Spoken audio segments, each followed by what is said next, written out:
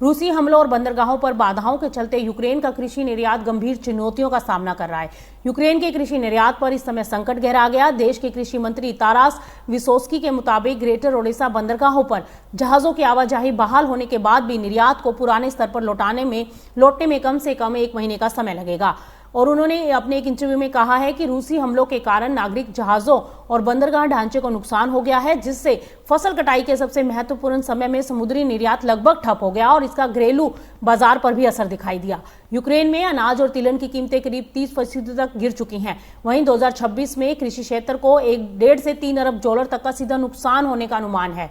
फिलहाल Ukraine rail, सड़क और डैन्यूब नदी के जरिए निर्यात बढ़ाने की पूरी कोशिश कर रहा है, लेकिन ये वैकल्पिक मार्ग भी पहले की कुल निर्यात क्षमता का केवल 50 से 55% हिस्सा ही संभाल पाएंगे। स्थिति को और कठिन बना रहा है डैन्यूब नदी में कम जल स्तर और सूखे का असर, जिससे अतिरिक्त शिपमेंट की संभावनाएं सीमित हो गई।